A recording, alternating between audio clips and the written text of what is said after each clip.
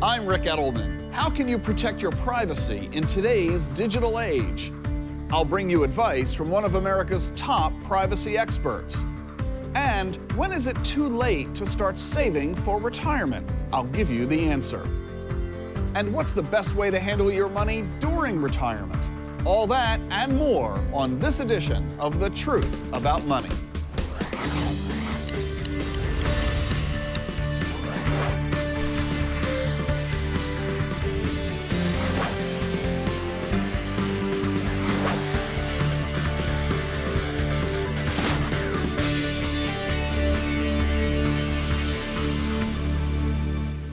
This program is funded in part by TD Ameritrade. At TD Ameritrade, we support investors and independent registered investment advisors every day, providing access to tools, research, and educational resources that help you pursue your goals with confidence.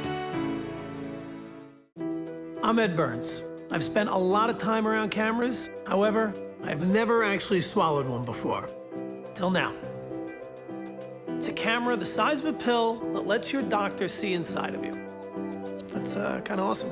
Technology is evolving. We believe the way to invest should evolve as well. A prospectus is available at 1-800-iShares, which includes investment objectives, risks, fees, expenses, and other information that you should read and consider carefully before investing. Investing involves risk, including possible loss of principal.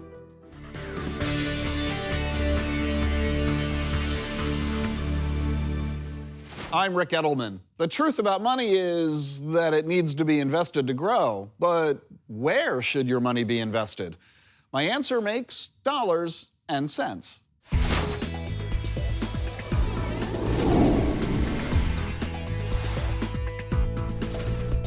Stocks are getting boring. 2013, what's the most interesting investment opportunity on your minds?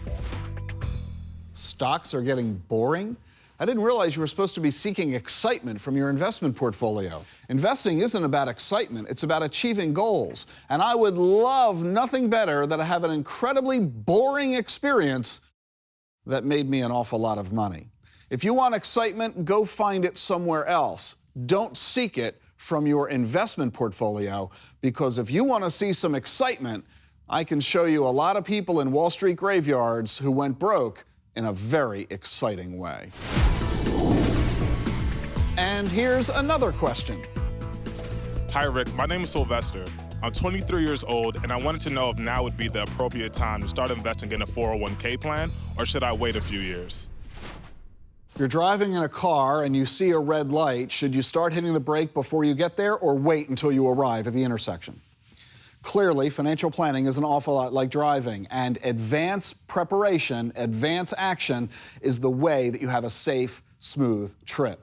So yes, retirement's in your future, so start now to prepare for it. And the sooner you start, the easier it is. The longer the distance between you and that red light, the easier you go on that brake. The longer you wait, the more you're going to have to slam on the pedal.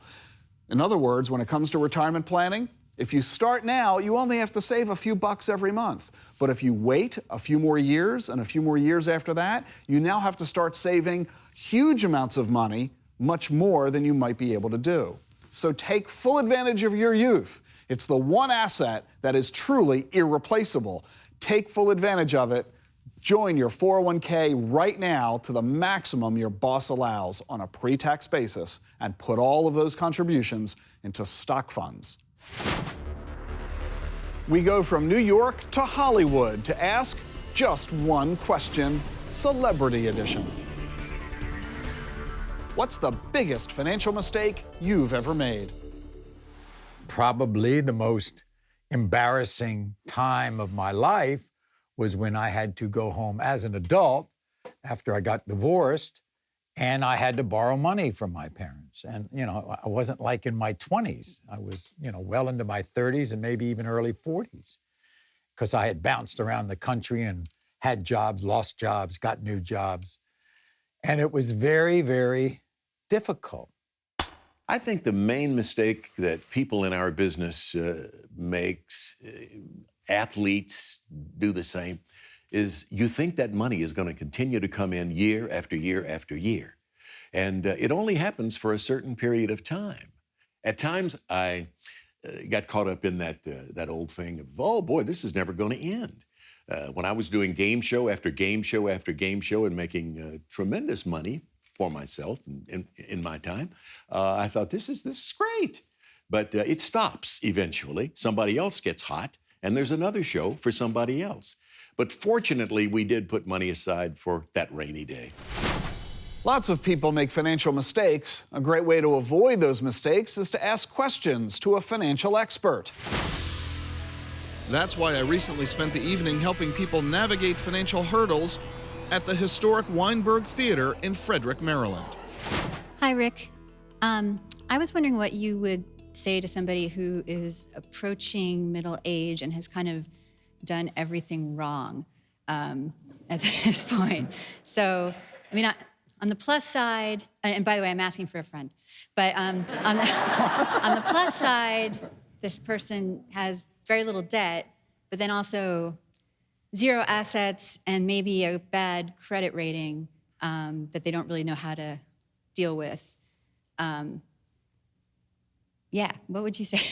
Where can that person go, and what should the focus be if they actually want to retire at any point in their life? Should pray for Armageddon? Or... What you should do is pray for a short life expectancy. The good news is they're only approaching middle age as they have figured this out. They're in their 30s or 40s figuring this out as opposed to their 60s figuring this out. It's easily fixed. You've plenty of time. At age 35 or 45, you've got 20, 30, 40 years to go to deal with it. They'll simply be one of those classic people who say, gee, I wish I'd started 20 years sooner. But so what? Most Americans say that. So the key is to say, okay, I didn't do over the last 20 years what I now wish I had done. That's okay, I can start now. And that's all I've got to do is get started. Number 2, re-examine your spending, because chances are a lot of it is frivolous. We need to focus on the future, and here's the really good news. One of the reasons that people don't engage in the financial planning process is that to them it means sacrifice. It's the reason that fat smokers don't go to the doctor. What's the doctor going to say? Quit smoking, start exercising, and get on a diet. Well, they don't want to hear that. They know it. They don't want to hear it. So people don't want to turn to a financial planner because they know what I'm going to tell them. Cut your expenses, start saving, start denying your current lifestyle, cancel cable, and so on and so forth. And they don't want to hear it. So here's the good news. I'll never say that to you as a financial advisor. I'll never tell you to cut out your spending and to reduce your lifestyle. You know why? There's no need. All I want you to do is to start saving toward retirement. And I'll tell you, as a financial advisor, how much money you do need to save toward retirement. And once you save that amount toward retirement, I don't care how you spend the rest of your money. Budgeting. Who here's got a budget? Raise your hand if you have a budget. Budgets are a complete waste of time. You can applaud that.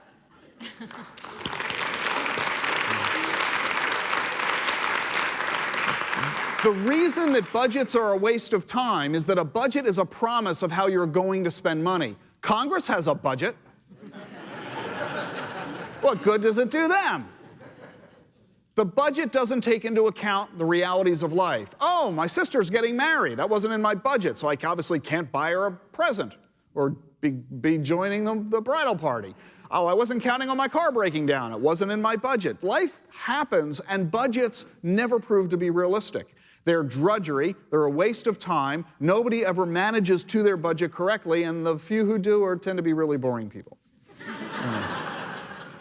So what you need to do instead of budgeting is saving.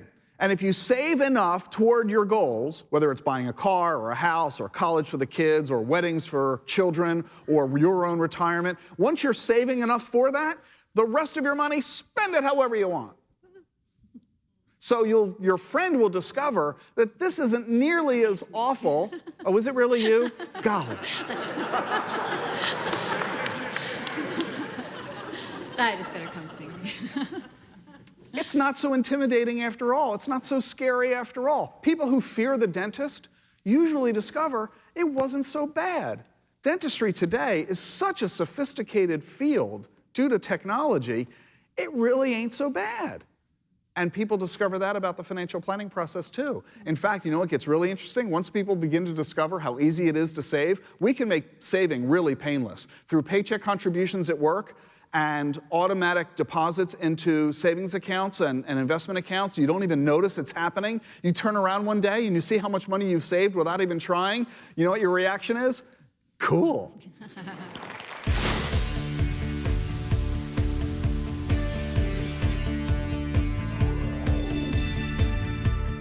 The most common reason people fail financially is A, not earning enough money, B, procrastination, C, paying too much in taxes, D, failure to allow for inflation. We'll be back with the answer right after this. Are you one of those people like me who's always connected by smartphone or computer? And if you are you doing everything possible to keep your private data out of the hands of hackers? If you're confident that your private information is truly private, listen up. Brad Templeton from the Electronic Frontier Foundation says, don't be so sure.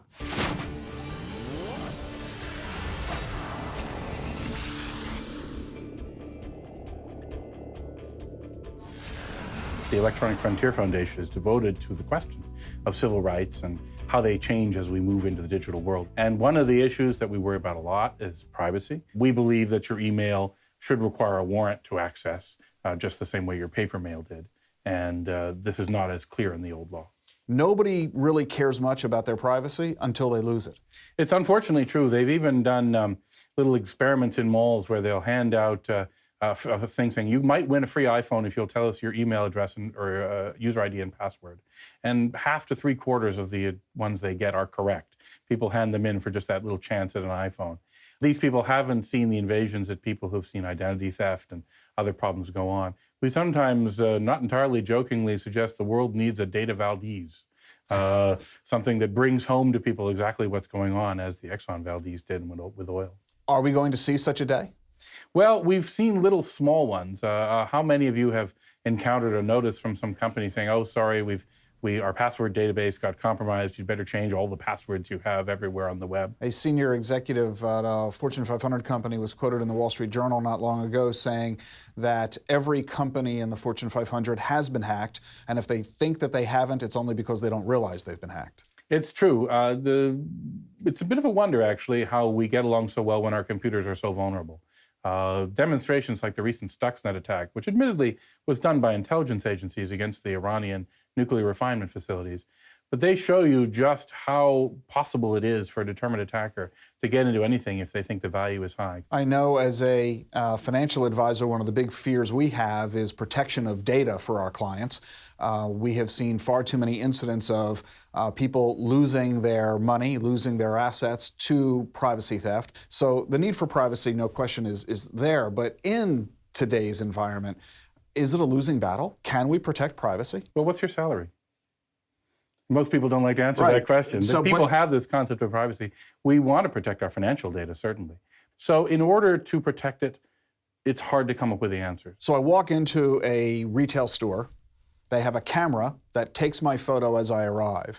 They use photo recognition software to match up my photo to my Facebook page. So they quickly send me an email with a coupon of the products that they know that I like to get me to, in fact, go buy that right then and there. Actually, they probably will silently increase the price of the product as you walk in, knowing that you've been willing to pay a little bit more for it. Therefore, are we arguing that they are violating my privacy? No, I'm not sure I can say that if they walk into your store. We don't have facial recognition that's as good as you just described yet, but most people are pretty convinced we'll have it pretty soon.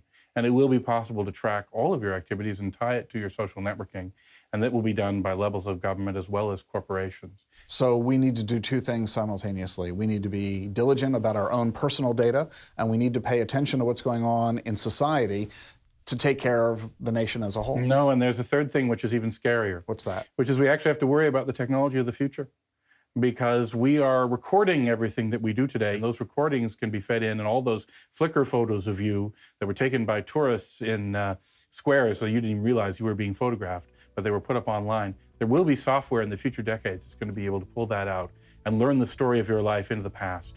And so the AIs of the future, well, they're maybe not like Arnold Schwarzenegger. They can't come back in the past and kill you, but they can deal with you in the future and punish you for the sins of the past. And here's some bad news. The sins of the future are going to be different from the sins of the past. So you don't even know what sins you're violating right now. And we'll leave it at that. Brad Templeton, I was going to say thank you very much, but I'm not so sure.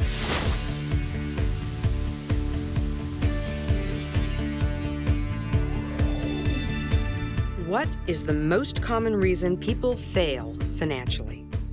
The answer is B, procrastination. My job is to help you plan for your financial future. And every week, my colleagues Anderson Wozni and Brandon Corso are on the radio with me answering your questions.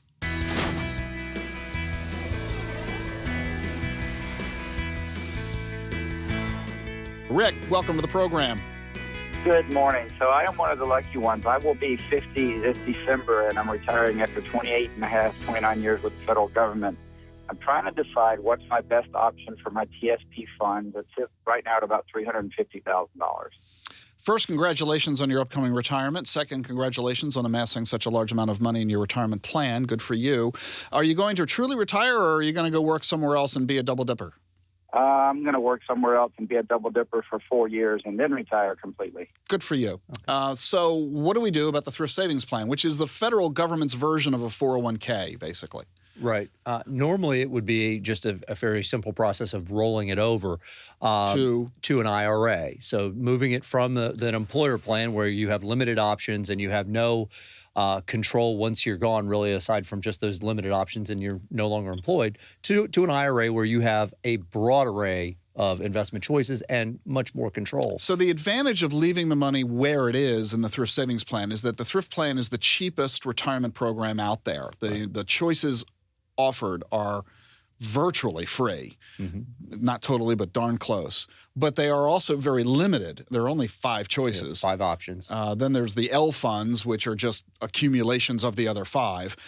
So the lack of flexible choices, we believe, outweighs the benefit of the low cost. Now, Rick brought up something. If he were retiring from the federal government at 55, there might be a reason to leave it in the TSP until he reached 59 and a half. And why is that? And that's because certain retirement plans offer the ability for retirees who attain age 55 and then separate service to then withdraw money from their retirement plan without paying the 10% penalty.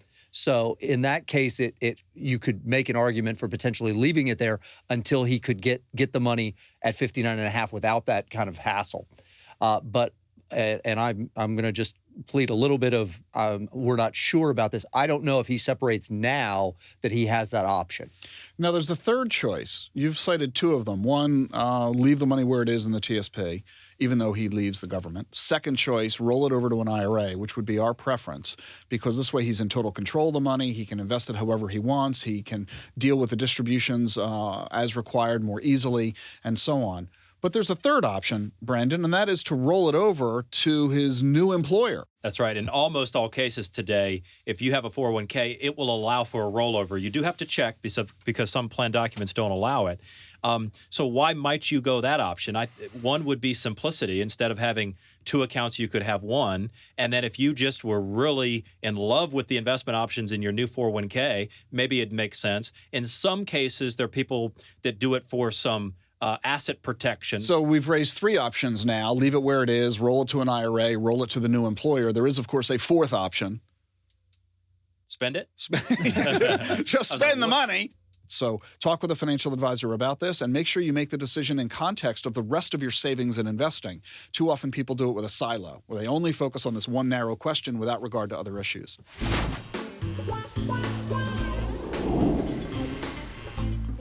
How can you profit from some of your worst financial mistakes? Simple. Just take the stage at the DC Improv. The other night, I was at the store and I saw the most pathetically named brand of frozen dinners I've ever seen in my life. They were called Just for One dinners. Do we really need to remind the people buying this that they're alone? That's like Hot Pockets changing its name to, hey, when are you gonna find somebody? Every box comes with a carton of ice cream and like 18 cats. I try to save money all the time. Up until last year, I didn't even have a text messaging plan in my phone. Whenever I had to send a text message, I would just pay the 15-cent charge they put on my bill. But I made the mistake of telling my friends that I hated texting. So they would send me text every now and then just to piss me off. One day I actually got this text. All it said was, 15 cents. It's not cool. We recently asked registered investment advisors just one question. If you could give someone just one piece of financial advice, what would it be? The best piece is save early and save often. That's what I would tell them. Because the longer that you have for your money to grow, the more successful you will be over time. If you do not save early, then you will have to play catch up for the rest of your life. Well, think of running a race. If everyone's starting from the start line, it's probably a little more fair. But if you now have to start 100 yards behind everyone else, you've got a lot of ground to make up to get to that finish line. So if we can keep you at the start line before that race even begins, you're going to be ahead of the pack. It would be to save as early as you can, as much as you can, and as often as you can. The power of compounding over long periods of time is significant. But to take advantage of that, you need to invest, and you need to invest early and often. When you're worrying about providing financially for yourself and your family, stress and anxiety inevitably build up. So how can you reduce that stress, especially when you're at work? To tell us how, here's my wife and business partner, Jean, with The Other Side of Money.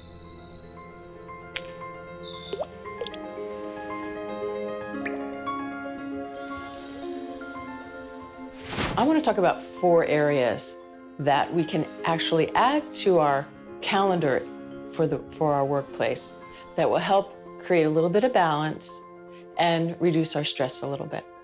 So the first thing I want to talk about is adding into our calendar at the office a little private time, a little quiet time. If we've got projects and we've got meetings, we're thinking. And we really need a little bit of quiet time just to process what's going on. Maybe turn off your computer a little bit, turn off your phone, and just give yourself a few moments of nothing. The second item I want to talk about for stress reduction at work is to create some time in your day for problem resolution. You know, if you've got every minute of your day booked with something, you have no time for the emergencies that always come up. And so in your calendar, block out 15 minutes, maybe in the morning, 15 minutes, maybe in the afternoon, that you have nothing scheduled.